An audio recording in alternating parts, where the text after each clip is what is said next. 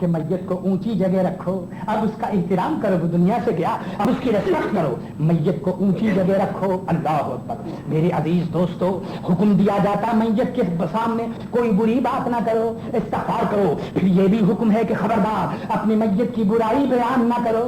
پہلے جو کچھ تھا وہ تھا, اللہ اس کو معاف فرمائے, مگر اب جب مر گیا اس کا احترام کرو میت کے سامنے, اور میت کی کسی کے سامنے برائی مت کرو, اس کا خیر بیان کرو, اس کی اچھائی بیان کرو. اور اگر کچھ نہ ہو تو پھر یہ ضرور کہو اللہ تعالیٰ اس کی مغفرت فرمائے. اللہ اکبر. میرے عزیز دوستو, آپ نے اس کو اوپر رکھا, اوپر رکھنے کے بعد اب اتنا احترام ہے. اللہ اکبر.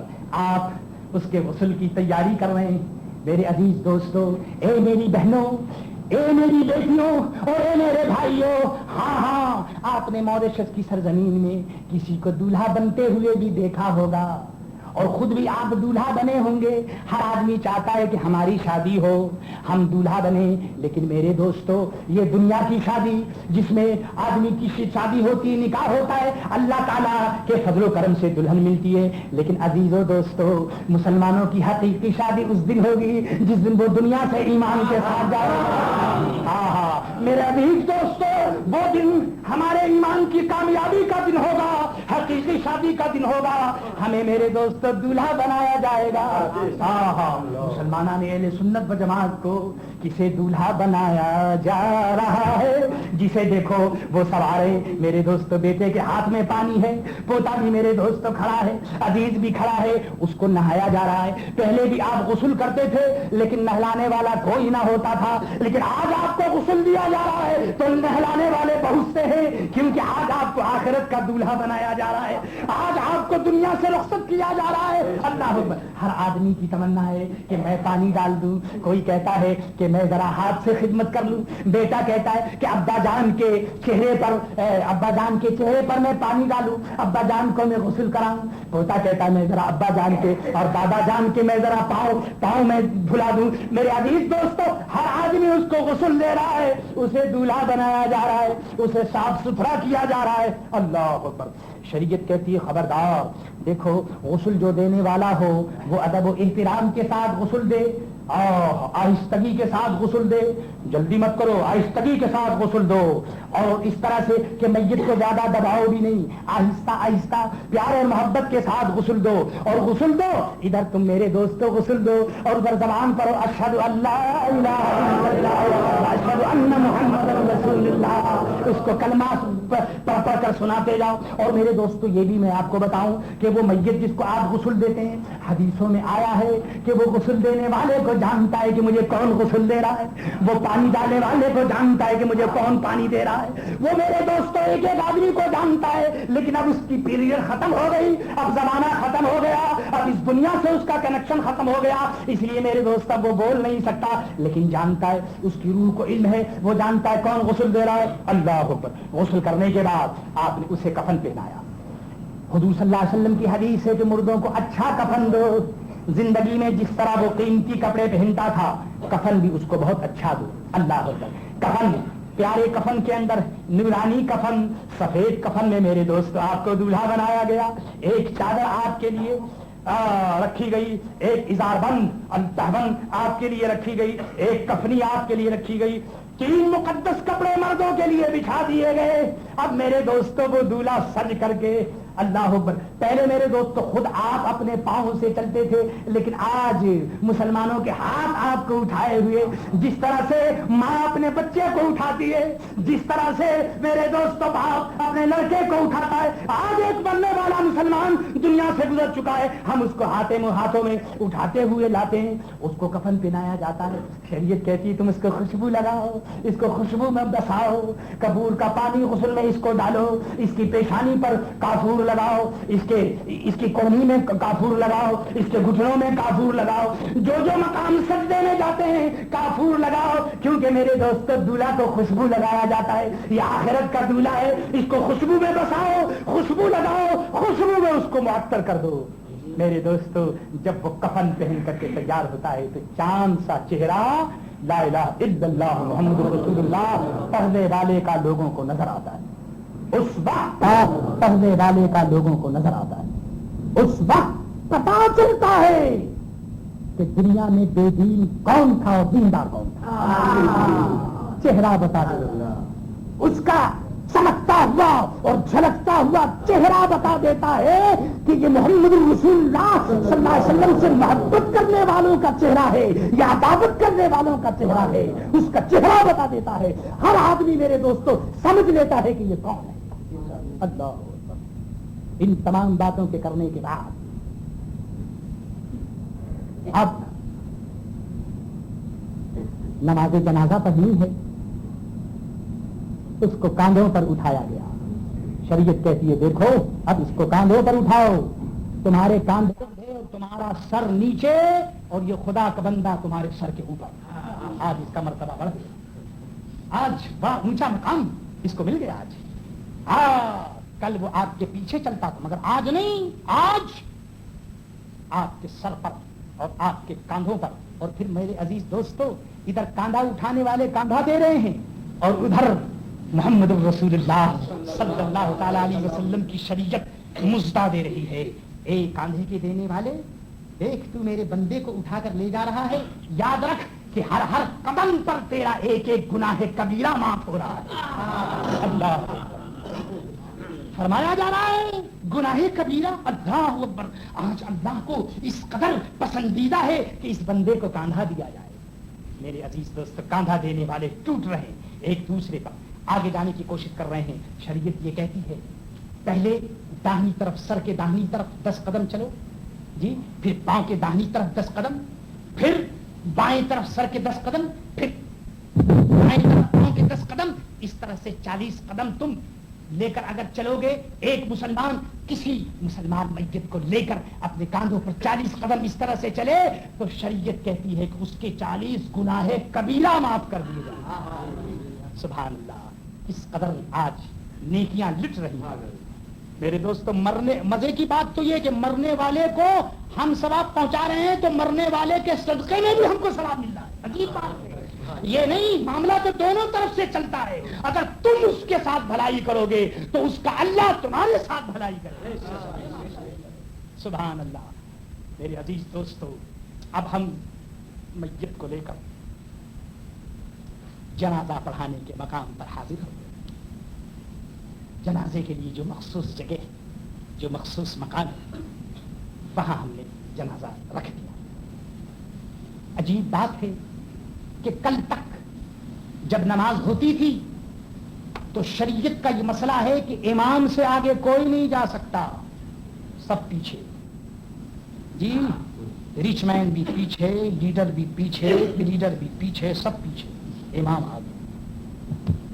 اے امامو تم کس قدر خوش نصیب ہو، اللہ اکبر، کہ تمہیں آگے بڑھنے کا اور محمد مصطفیٰ صلی اللہ علیہ وسلم کے مصلی پر کھڑے ہو کر نیابت کا شرف حاصل ہوتا ہے۔ اس لیے یاد رکھو کہ اگر مقتدیوں سے پوچھا جائے گا کسی مسئلے میں تو سب سے زیادہ امام سے پوچھا جائے گا۔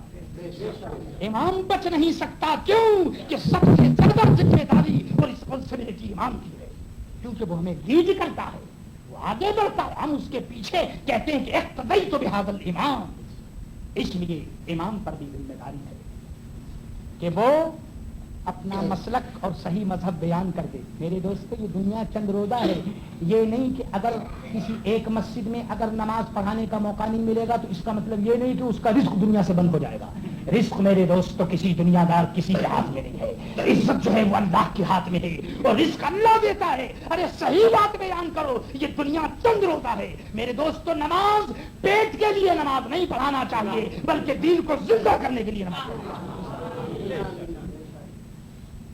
اللہ اکبر، الحمدللہ میں بھی امام ہوں، میں خود بھی اپنے آپ کو بھی کہتا ہوں مجھے بھی ایسا کرنا چاہیے۔ آپ بھی دعا کیجیے کہ اللہ تعالیٰ مجھے ایسے ہی توفیق دے، سب کو ایسے ہی کرنا چاہیے۔ اللہ اکبر۔ جب کل تک تو یہ تھا کہ امام آگے اور سب پیچھے، لیکن جب بندے کا انتقال ہو گیا تو اب وہ پیچھے نہیں ہوگا، وہ امام سے بھی آگے ہو جائے گا۔ سبحان اللہ۔ دیکھیے شریعت کا احترام، دیکھیے شریعت کی عزت، دیکھیے کہ اب وہ انتقال ہو گیا، جب وہ زندہ تھا تو امام کے پیچھے اور جب انتقال ہو گیا تو امام سے بھی آگے۔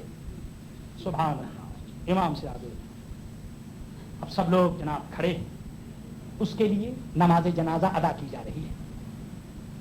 عزیزوں اور دوستوں میں کیا عرض کروں، بعض باتیں میں آنکھوں سے دیکھتا ہوں اور وہ باتیں دوسروں کی نہیں ہوتی، وہ ہماری اپنی باتیں ہیں۔ دیکھنے میں یہ آیا ہے کہ نماز جنازہ ہو رہی ہے، کچھ لوگ ادھر بات کر رہے ہیں، کچھ لوگ ادھر کھڑے ہیں۔ عزیزوں اور دوستوں، نماز جنازہ مسلمان کی میت اور مسلمان ادھر ادھر باتیں کر رہا ہے، اس کو تو چاہیے کہ سب سے پہلے وہ وضو کر کے اور ایک مسلمان کے جنازے میں وہ شریک ہو۔ اللہ اکبر، خوش نصیب ہے وہ بندہ کہ جس کی نماز جنازہ کسی مومن کامل نے پڑھا دی۔ ارے آخری گفٹ تو یہی ہے، اس کے بعد اور کون سا انعام ملے گا؟ آخری تو یہی ہے، خوش نصیب ہے وہ بندہ جس کی نماز جنازہ کسی مومن کامل اور سچے اور پکے مسلمان نے پڑھا۔ میرے دوستو، نماز جنازہ پڑھانے کے لیے ہمیں دیکھنا چاہیے کہ یہ آخری گفٹ ہے، آخری انعام ہے جو ہمیں مل رہا ہے۔ آدمی کو دیکھنا چاہیے کہ نماز پڑھانے والا کون ہے، پہلے دیکھ لینا چاہیے۔ اگر وہ مومن کامل ہے، اگر وہ صاحب ایمان ہے اور مومن کامل ہے، تو پھر ہماری خوش نصیبی ہے کہ ہماری نماز جنازہ کوئی مومن کامل پڑھائے۔ اور یاد رکھو میرے دوستو کہ نماز جنازہ بھی اسی کے پیچھے ہوتی ہے جس کے پیچھے نماز ہوتی ہو۔ جس کے پیچھے نماز نہیں ہوتی، نماز جنازہ بھی نہیں ہوتی۔ جس طرح سے نماز کے لیے مومن کامل، شریعت پر عمل کرنے والا، سرکار دو عالم صلی اللہ علیہ وسلم سے محبت کرنے والا، بزرگوں کا نیاز مند، بزرگوں کا خادم۔ میرے دوستو، بزرگوں کا نام آ جاتا ہے تو ایک بات کہنی ہوتی ہے، اے موریشس کے زندہ دل نوجوانوں، آج جو تم ایمان والے ہو یہ بھی تمہارے باپ دادا اور بوڑھوں کا صدقہ ہے۔ اگر ان کے پاس بھی ایمان نہ ہوتا اور خدا نخواستہ وہ ایماندار نہ ہوتے تو تم کہاں سے ایماندار والے ہو جاتے ہیں؟ وہ لوگ بیچارے سیدھے سادے لوگ تھے، اس زمین میں انہوں نے محنت کی اور وہ دنیا سے چلے گئے اور انہوں نے تمہیں بلڈنگ بنا دی، مکان بنا دیے۔ میرے دوستو، انہوں نے تمہارے ساتھ اچھا سلوک کیا تو تم ان کے ساتھ اچھا سلوک کرو، ان کے لیے دعائے خیر کرو۔ اللہ اکبر۔ نماز جنازہ آپ نے پڑھی، میت آگے، نماز جنازہ ختم ہو گئی، اب دل کا تقاضا ہو رہا ہے، ہم دیکھتے ہیں کہ بھئی مردے کا اس میں فائدہ ہے، بڑی اچھی بات ہے۔ نماز السلام علیکم ورحمۃ اللہ اور السلام علیکم ورحمۃ اللہ پڑھتے ہی مسلمان ادھر ادھر ہو گئے، کوئی آگے ہو گیا، کوئی پیچھے ہو گیا، اور جلدی سے امام صاحب نے الفاتحہ، الفاتحہ کی آواز جو سنی تو میرے دوستو دل کی دنیا میں بہار آ گئی۔ سبحان اللہ، الفاتحہ، اب سورہ فاتحہ کی تلاوت ہوگی، پورے قرآن پاک کا اس کو ثواب ملے گا۔ 3 مرتبہ قل واللہ احد اگر پڑھ لیا گیا تو پورے قرآن پاک کا ثواب ملے گا۔ میرے دوستو، یہ دعا ایک طرف اور 10-20 لاکھ روپیہ ایک طرف رکھ دو، قسم خدا کی اس دعا کا مقابلہ نہیں کیا جا سکتا۔ 10-20 لاکھ روپیہ ایک طرف اور خدا کا یہ لافانی اور باقی رہنے والا کلام اور قرآن پاک کی یہ مقدس آیتیں ایک طرف، اس کا مقابلہ نہیں ہو سکتا۔ زندہ دلوں نے ہاتھ اٹھا دیے۔ بتاؤ، سورہ فاتحہ پڑھنے کے لیے اور قل واللہ احد 3 مرتبہ پڑھے آپ نے، کتنا وقت لگا؟ 1 گھنٹہ، 2 گھنٹہ، 4 گھنٹہ، کتنا لگا؟ یہی 2 منٹ، 3 منٹ، 4 منٹ، یہی تو بتائیے۔ اس 3-4 منٹ میں بتاؤ فائدہ کس کا ہو رہا ہے؟ مرنے والے کا ہو رہا ہے، مرنے والے کا ہو رہا ہے۔ میرے عزیز دوستو، ہاں، پوری ذمہ داری کے ساتھ عرض کرتا ہوں، اور ابھی عزیز محترم مولانا حافظ بشیر چنو صاحب نے بھی ابھی کہا، پوری ذمہ داری کے ساتھ عرض کرتا ہوں کہ اگر حدیث میں یا قرآن میں اگر ہمیں منع کر دیا جاتا کہ نماز جنازہ کے بعد دعا مت کرو تو کبھی ہم دعا نہیں کرتے، کیونکہ میرے دوست ہمارا ایمان قرآن پر ہے، حدیث پر ہے، پیارے نبی کے فرمان پر ہے۔ لیکن ہمیں منع نہیں کیا گیا اور دیکھتے ہیں کہ اس میں مرنے والے کو ثواب مل رہا ہے، تو پھر ہم بخل کیوں کریں؟ ہماری جیب سے کچھ جا رہا ہے؟ بتائیے ہمارا کیا نقصان ہے؟ نماز جنازہ پڑھنے میں کیا، نماز جنازہ پڑھنے کے بعد دعا کرنے میں کیا نقصان ہے؟ دیکھنا یہ ہے میرے عزیز دوستو، سب سے بڑا مفتی آپ کا دل ہے۔ میری تقریر جو کچھ میں کر رہا ہوں آپ خیال کریں تو آپ کی مہربانی ہے، لیکن اگر خیال نہ بھی کریں تو آپ اپنے دل سے پوچھئے اور سچے دل سے پوچھئے۔ کسی کی بات میں آن کر کے نہیں، کسی کی باتوں سے نہیں، سچے دل سے پوچھئے کہ میت کا دعا کرنے میں فائدہ ہے یا نہ کرنے میں فائدہ؟ بتائیے، کوئی نقصان نہیں میرے عزیز دوست، کوئی نقصان نہیں۔ باقی اس قسم کی باتیں جو آپ کے کانوں میں ملتی ہیں تو میرے عزیز دوستو باتوں کو نہ سنیے۔ آج آپ دعا کریں گے، انشاءاللہ کل جب آپ کا انتقال ہو جائے گا تو آپ کے لیے بھی ایک جماعت دعا کرے گی، انشاءاللہ آپ کو بھی اس کا فائدہ پہنچے گا۔ عزیزوں اور دوستو، جو اپنا طریقہ ہے اس کو جاری رکھیں۔ باقی ہمارا مقصد دعا کرنے سے یہ نہیں ہے کہ ہم معاذ اللہ لڑائی کریں یا بدامنی کریں، معاذ اللہ بالکل نہیں صاحب، ہم تو دعا کرتے ہیں اس کے لیے۔ دعا کرنے سے مقصد ہے مردے کو فائدہ پہنچانا، مردے کو فائدہ پہنچاتے، کیونکہ مردے کی پوزیشن یہ کہ جس طرح میرے دوست آدمی ڈوبتا ہے تو ڈوبتا ہوا آدمی ایک تنکے کا سہارا ڈھونڈتا ہے، اسی طرح سے اس بندے کا انتقال ہو گیا، اب معلوم نہیں اس کے اعمال کیسے ہیں، اس لیے اس کے لیے ایصال ثواب کی ضرورت ہے۔ آپ دعا کیجئے اور اس کے بعد قبرستان کو چلیے، قدم قدم پر جو کچھ ہو سکے، اسی لیے علماء نے فرمایا کہ قدم قدم پر اس کے لیے دعائے خیر کیجئے۔